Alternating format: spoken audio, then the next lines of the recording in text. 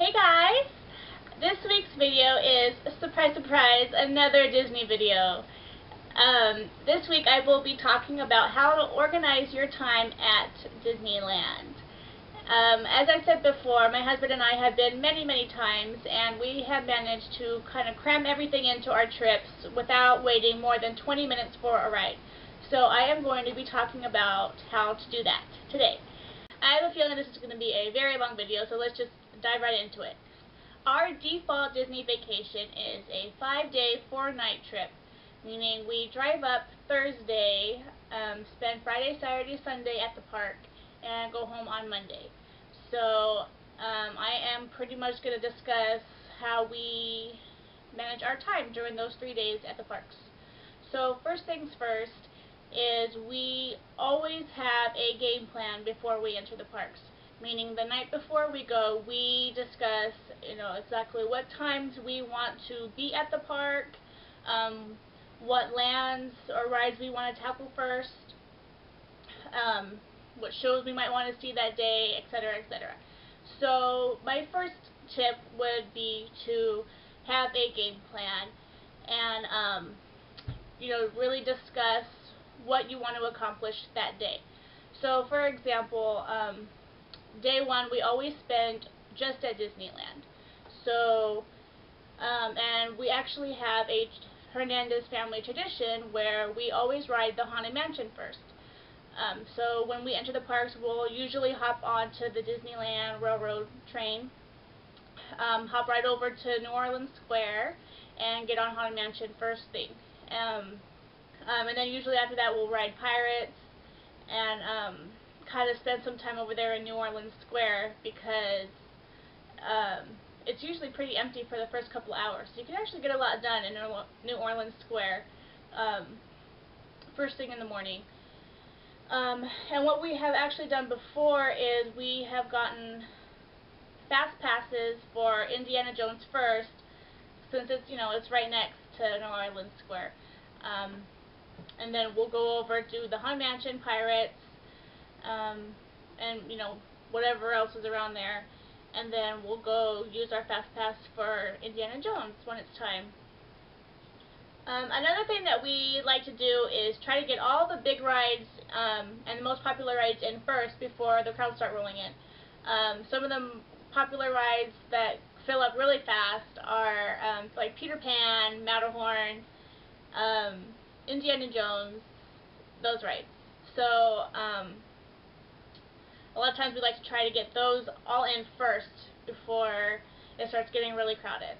So let's say, it's day one, we have spent our time in New Orleans Square, head over to Indiana Jones, maybe even go on the Jungle Cruise, because that tends to fill up kind of fast also.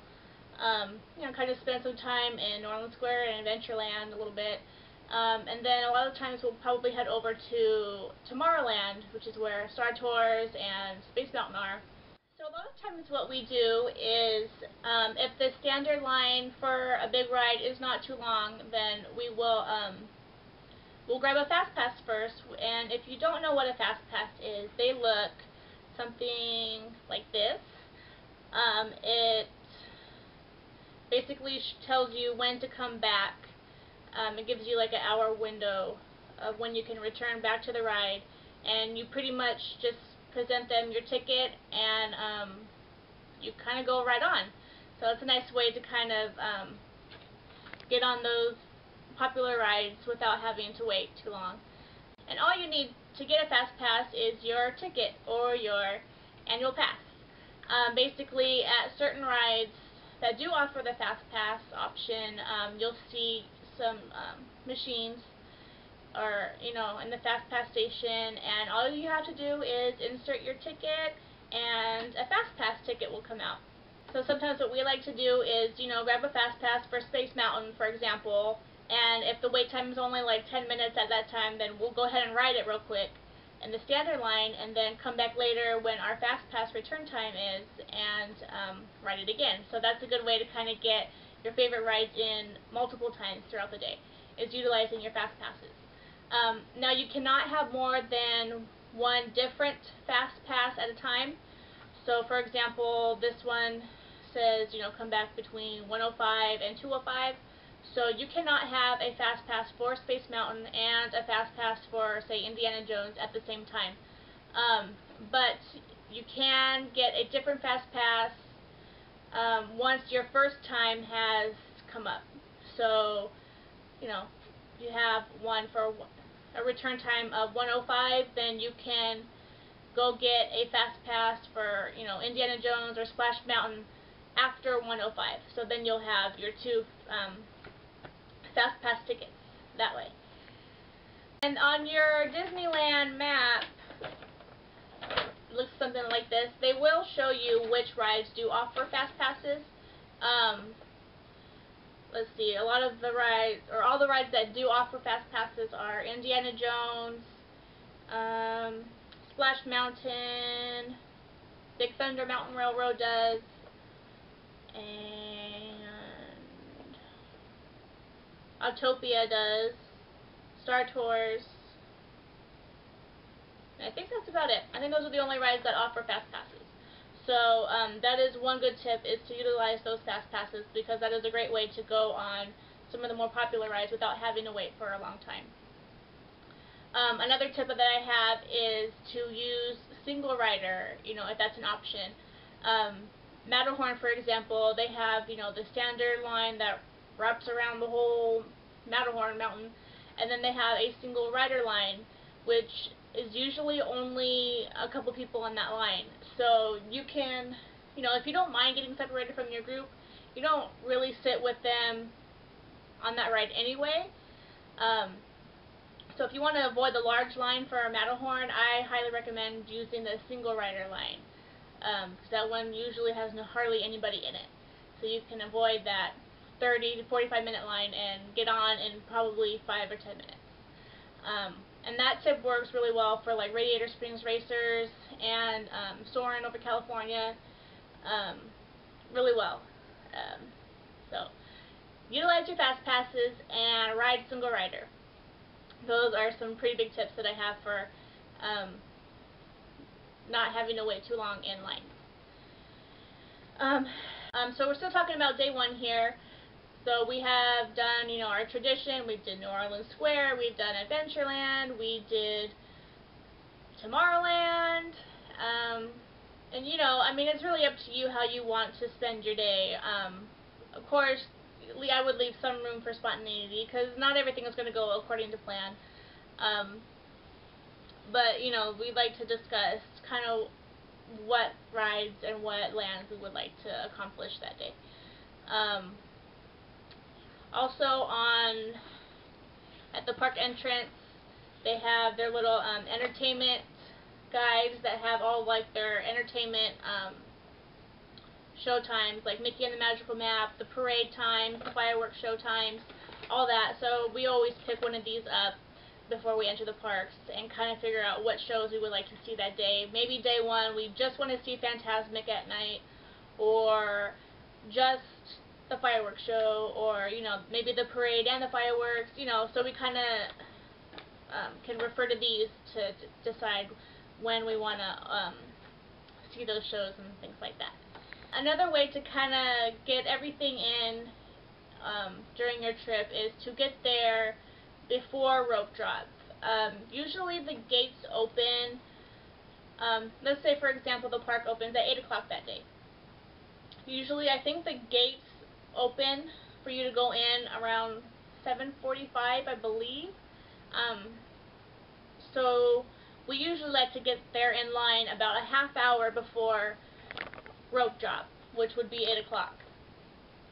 So say we'll get there around 7:30, wait in line for about 15 minutes.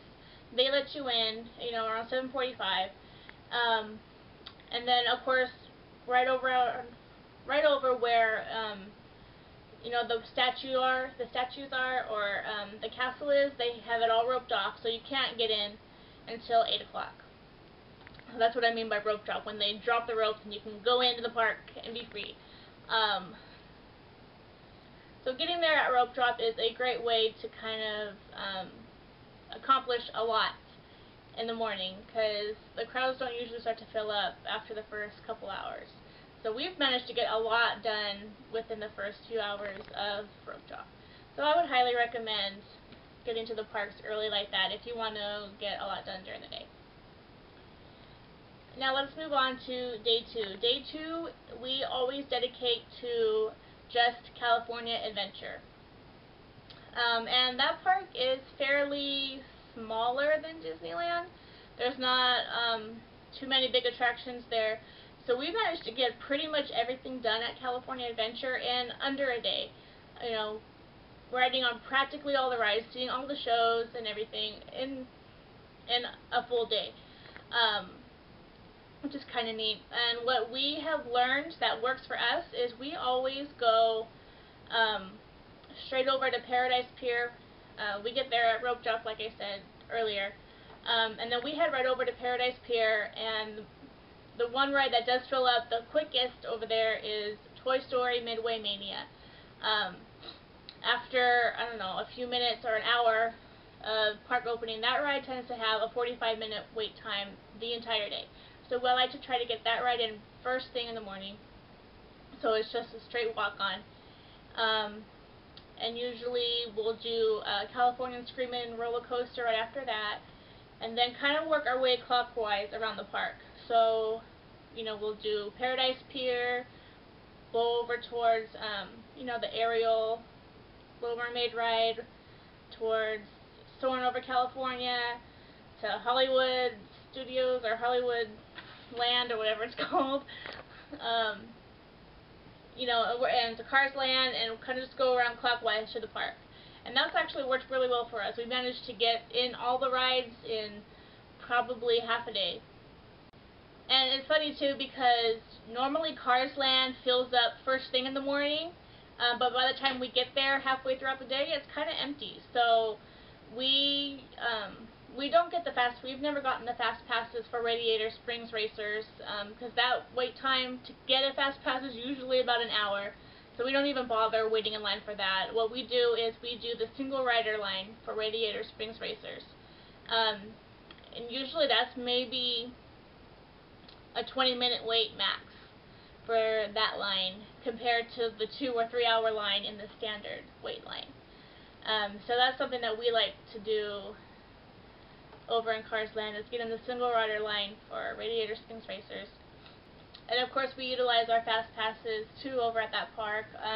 The rides that have fast passes at California Adventure would be California Screamin', Soarin' Over California, Tower of Terror, and Grizzly River Rapids, Radiator Spring Racers, of course, Goopy Sky School.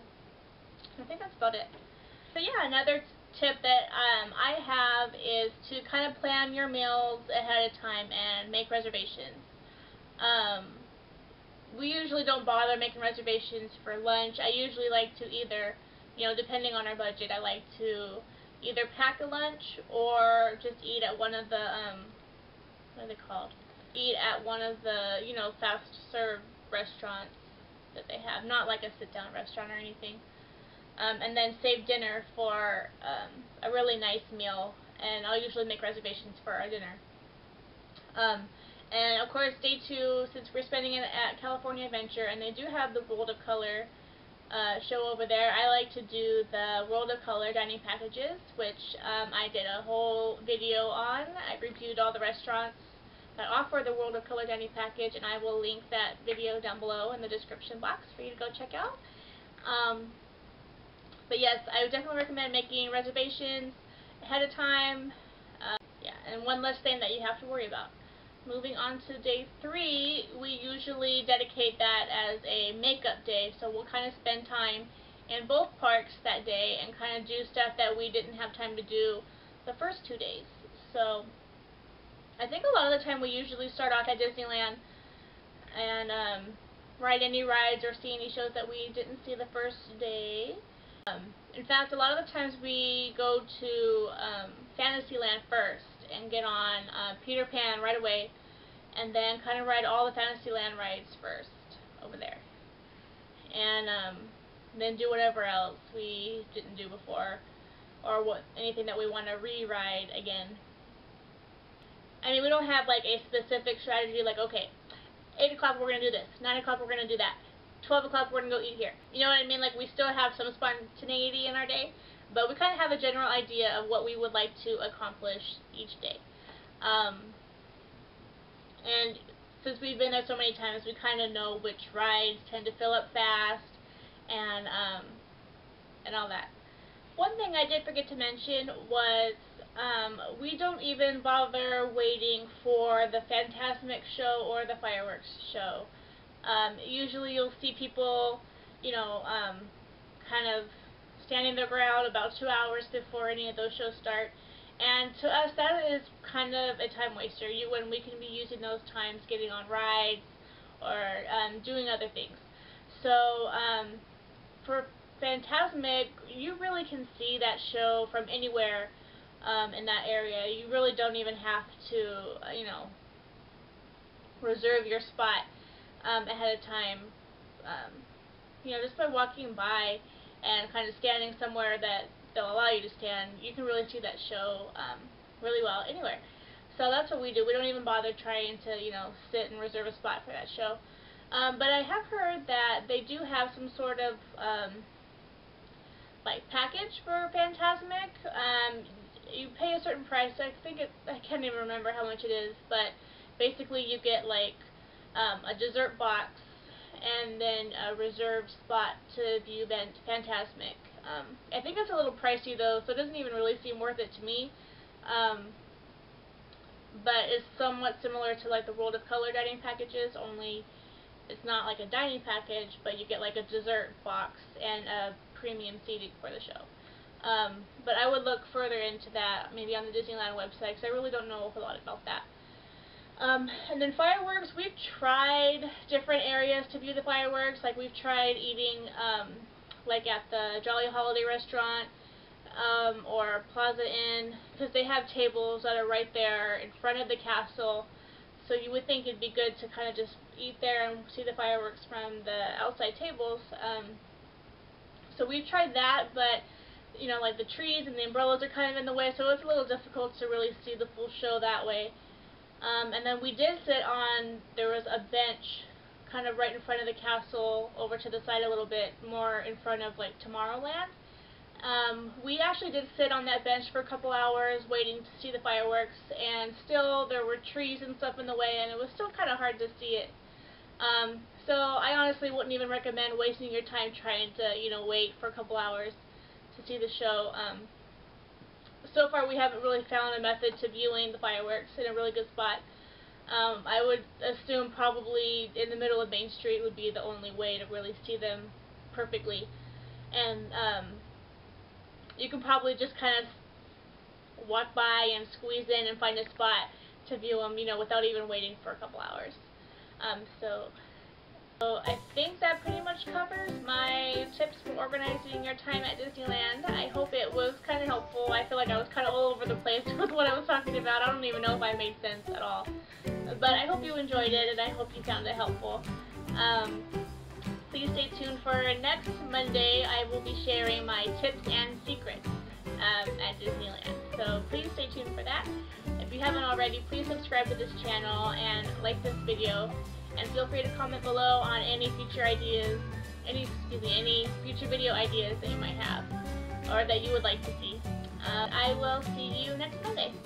Bye!